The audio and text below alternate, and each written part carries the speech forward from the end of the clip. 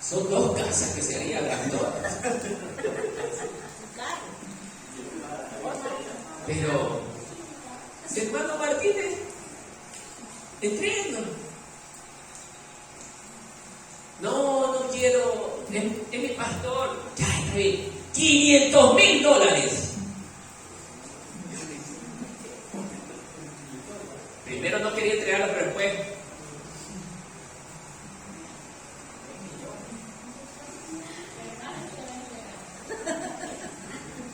$500,000. Y el otro, deja hacer muchas cosas con $500,000. Este hermano Martínez no es nada para mí.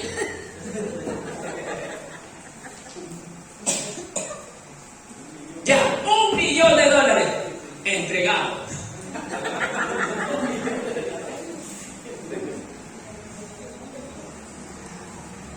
Claro, va a tener harto dinero, va a tener hartos bienes materiales, pero ¿por cuánto tiempo?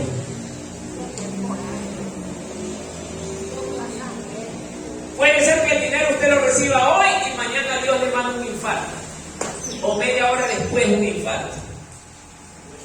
¿Para quién quedó eso? Su familia quedó bien acomodada y su alma quemándose en el infierno. Ese era Balaam. Balaam pensaba que porque era profeta de Dios, Dios le iba a dejar pasar lo que él estaba haciendo. Y así habemos cristianos hoy en día que creemos que porque somos cristianos, hablamos de Dios, Dios nos va a recibir contento en el reino de los cielos.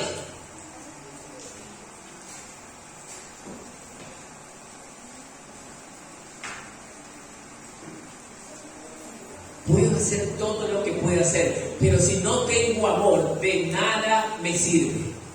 De nada. Habré creído en vano. Habré corrido la carrera en vano.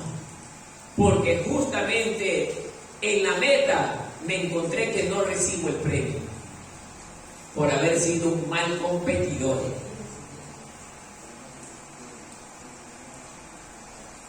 Balaam era un hombre que le dio al enemigo en sus manos la fórmula para dañar al pueblo de Israel. El mismo hombre de Dios que supuestamente era, que para mí no lo era. Pero bueno, así dice la Escritura.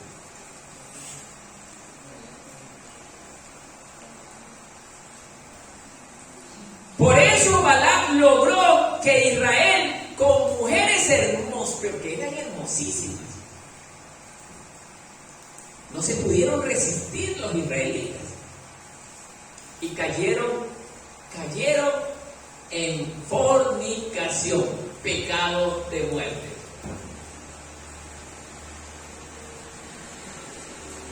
Y por eso Dios los castigó fuertemente.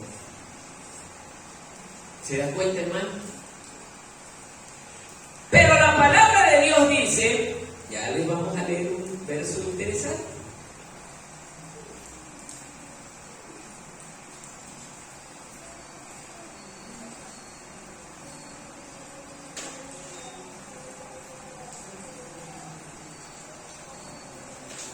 Mateo 18, capítulo 18, verso 7. Aquí viene algo interesante para Balaam o para los que practican la doctrina de Balaam. Capítulo 18, verso 7 hasta el 9. Mire cómo dice. Balaam fue un tropiezo para el pueblo de Israel. Balaam fue tropiezo, mire, un hombre de Dios. Y esto también es para la iglesia. Si usted es tropiezo de su hermano, esto es para usted, hermano. Mire lo que dice. ¡Ay del mundo por los tropiezos! Primero al mundo le está diciendo el Señor. ¡Ay del mundo por los tropiezos! Porque es necesario que vengan los tropiezos. Pero ay de aquel hombre por quien viene el tropiezo. Por tanto, si tu mano y tu pie te es ocasión de caer, córtalo y échalo de ti. Mejor te es entrar en la vida cojo o manco que teniendo 2 manos o 2 pies ser echado en el fuego eterno. Si tu ojo te es ocasión de caer, sácalo y échalo de ti. Mejor es entrar en cojo con un solo ojo en la vida que teniendo dos ojos ser echados en el fuego eterno.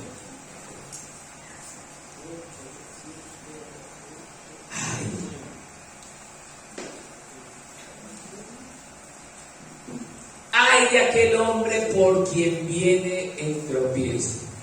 Y este hombre no es solo el del mundo. En las congregaciones también hay hombres y mujeres que ponen tropiezo a sus hermanos. O sea, no estamos exentos de cometer esa clase de errores. ¡Ay de ti! Que pones tropiezo contra tu hermano y no te arrepientas. Mire, mejor es que entres sin un ojo, sin un pie, manco, inválido, que antes teniendo todos tus miembros seas echado en el fuego eterno. Por eso ese ay tiene que usted meditarlo, porque Dios está diciendo: me voy a ir con todo contra ti, con todo. Dios va a multiplicar el castigo contra ti. Amén.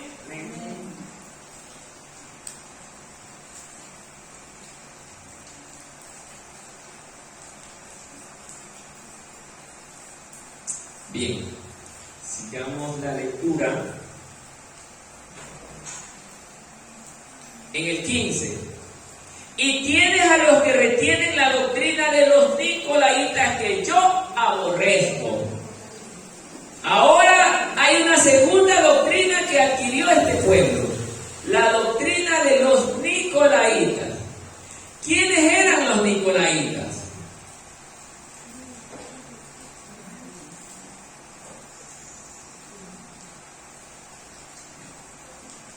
Los nicolaitas eran una secta que estaba infiltrada en las iglesias, miren,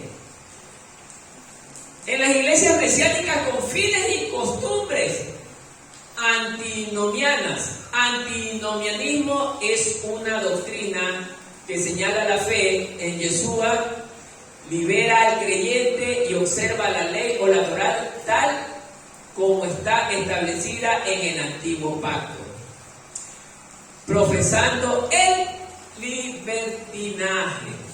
Es exactamente lo que hoy en día ocurre en las iglesias, más que nada evangélicas. Para los que no comprendieron, ¿qué dice la gran mayoría? ¿Somos salvos por obras o por gracia? Por gracia, ¿no es cierto? Pero la gente dice que hemos obtenido gratuitamente la salvación. Partamos de allí. Y también se nos dice que ya no vivimos en el tiempo de la ley. Ahora vivimos por gracia. Pero esto ha sido muy mal entendido por la mayor parte de los cristianos en la iglesia.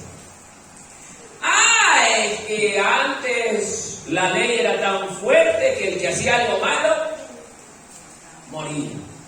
Hoy, como Dios me regaló la salvación, ya no hago nada. Voy cuando quiero, hago lo que quiero y como quiero. ¿Qué dice mi hermano? ¿Será así? Hoy en día tenemos hermanitos en las iglesias que practican un evangelio nicolaíta.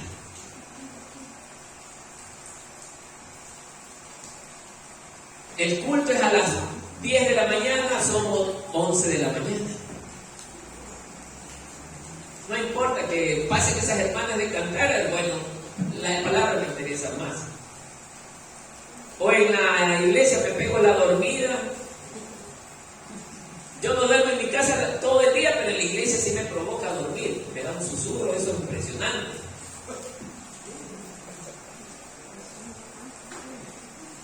Bueno, puedo leer el chat en la iglesia, no importa. Voy a mi casa, si me da la gana leo las escrituras, si no, no las leo. Tengo la libertad porque dice que la gracia, perdón, por gracia yo obtuve la salvación. No estoy obligado a hacer cosa alguna, es verdad. Dios no obliga a nadie. La gente está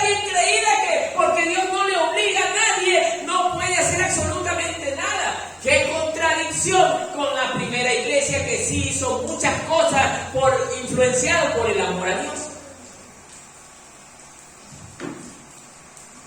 ¿Ah?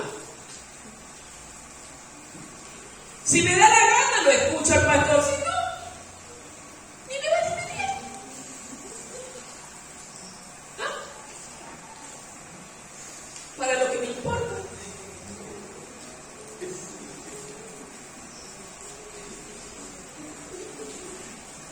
Los jueves de enseñanza bíblica, eso es aburrido. No voy. Para los que tenemos costumbre de menospreciar los estudios bíblicos. ¿Ah? ¿Qué dice usted? Ese es el espíritu nicolaíta. Solo voy donde me interesa estar. Cuando la palabra me dice que yo tengo que ser un cristiano comprometido con el Señor, la doctrina nicolaíta me hace que yo no tenga compromiso con Dios. ¿Se da cuenta, hermano? ¿Cuántos nicolaitas hay aquí ahorita? No me hace la mano. Pero analícese ahorita. ¿Será que yo estoy siendo un nicolaíta? Porque mire lo que dice el Señor Jesús. La doctrina que yo aborrezco. O sea que si usted practica tales cosas, está siendo aborrecido por el Señor. ¿Ah? Es que Dios ama a todos. El amor de Dios es perfecto y es grande y me ama a mí también. No, hermano. Dios ama a todos los hombres, pero que le aman. Porque así dice su palabra. Él ama al que le ama, al que le busca de mañana, hora de mañana, lee la palabra, enseña la palabra, medita en la palabra.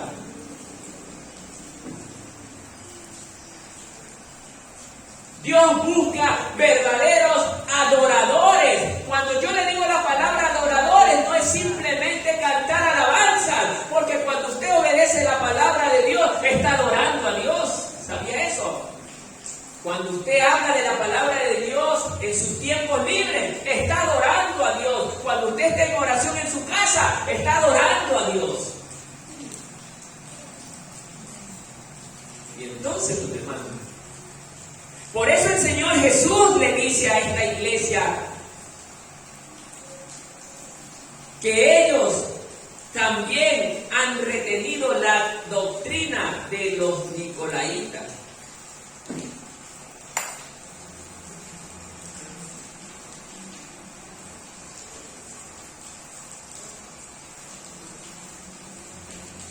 Dice,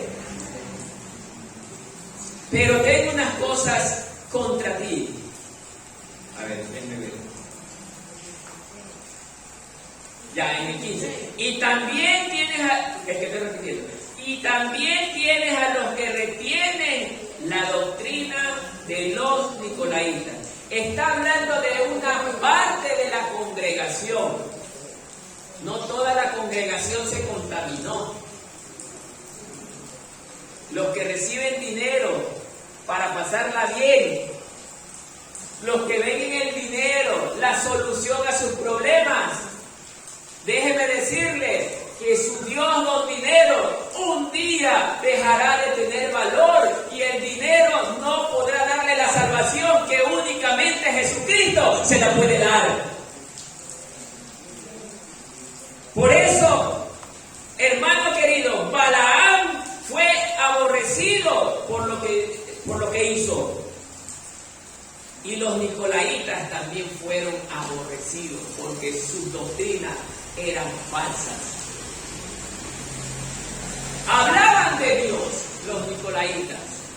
Hacían la obra del pueblo de Dios. Mire, se parece al pueblo cristiano. Predican el evangelio, pero practican el odio, el resentimiento, la mentira, el robo. Entonces, mis queridos hermanos, Dios nos está llamando a que abramos nuestro corazón, pero a su verdadera palabra. Y es que nos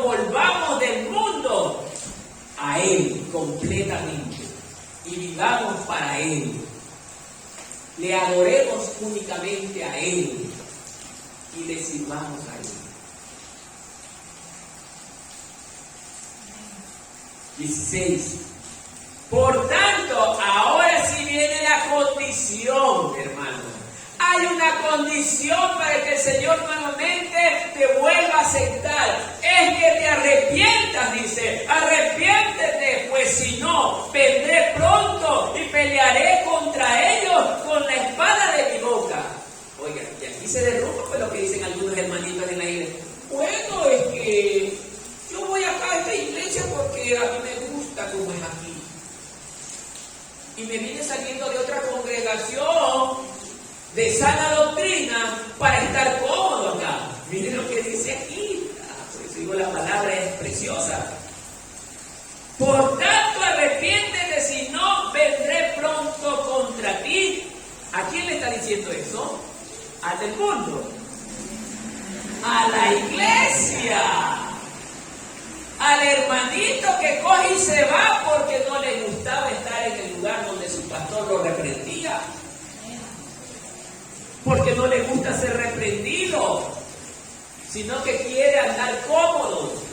Mire, el Señor Jesús lo que le está diciendo, y pelearé contra ellos con la espada de mi boca. O sea que esos hermanitos que creen que porque hablan de Dios van a tener el agrado de Dios. Dice el Señor que Dios mismo peleará contra ellos. Así que esos hermanitos que andan confundidos, van a ver esta grabación. Dios peleará contra ustedes. Porque no se sometieron no al pastor, sino a la palabra de Dios. Y la palabra de Dios que dice y te enseña que si eres un verdadero cristiano, debes amar a todos tus hermanos que practican la voluntad de Dios. Porque Jesús lo dijo, mi familia, mi madre, mis hermanos son los que hacen la voluntad del Padre. Jesús lo reconoció. ¿Y cómo es que yo voy a aborrecer a alguien que practica lo bueno y no lo malo? Solo porque no camina bajo mi sistema. Ese es el pensamiento de los Césares romanos. Ese es el pensamiento de Babilonia.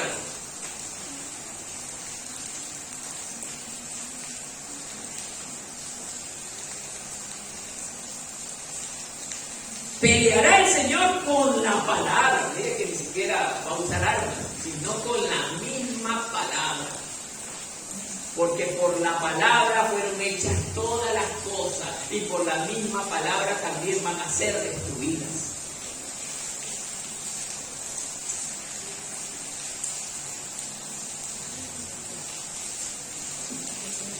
Después, en el 17 dice, el que tiene oído, oiga lo que el Espíritu dice a las iglesias.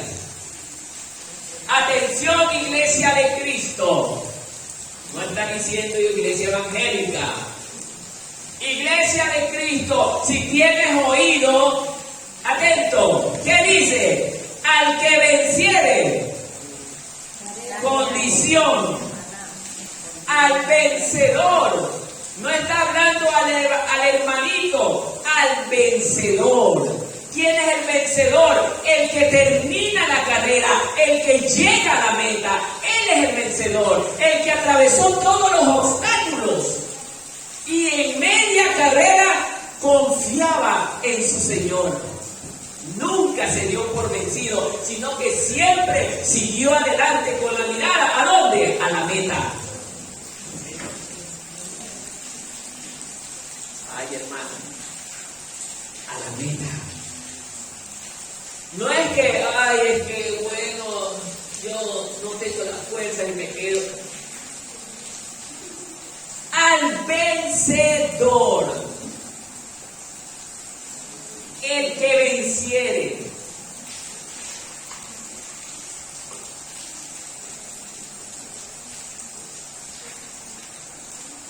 Le hace.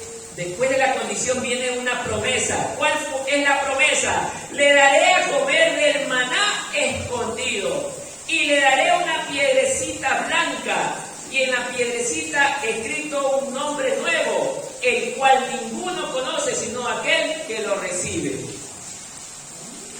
¿Ah? ¿Cómo le quedó a usted eso? Solo los vencedores vamos a recibir esa piedrecita con un nuevo nombre para nosotros. O sea, hermano querido, yo ya no me llamaré Marco, sino hay un nombre nuevo que el Señor me dará en el reino de los cielos. Pero al que venciera, esa es la condición, hermano. Por eso, querido hermano, la palabra de Dios nos está invitando ¿a qué? A seguir peleando la buena batalla, a seguir corriendo la carrera para llegar hasta la meta. No se detenga, no se dé por vencido, no se caiga, confíe en el Señor su Dios, porque Él nos dará y nos renovará las fuerzas para llegar a ser vencedores. En conclusión, querido hermano, esta iglesia, muchos de sus miembros quizás no se arrepintieron, no lo dice la Escritura, pero la gran mayoría tuvo que haber perdido su alma por haber traicionado al Señor.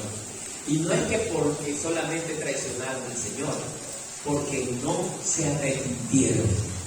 Así como Judas traicionó a Jesús, por esa razón no murió y pereció él. Él pereció porque nunca se arrepintió. El Señor le dio la oportunidad para que él se arrepienta, pero no se arrepintió porque la carga que él tenía era muy grande y no podía hacerlo. Por eso también hoy el Señor nos dice: arrepiéntase, hermanos, del remanente de Cristo. Vuélvase a las primeras obras. A las primeras obras. Van a ser perseguidos. No se den por vencidos. Y manténgase fiel. Por eso esta palabra grábese. Fiel.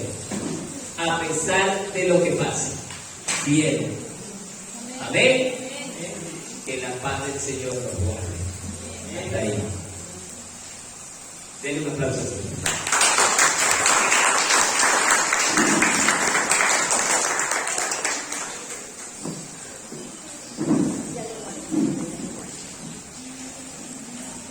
Bien, invito al pueblo a ponerse de pie, vamos a tener una pequeña oración.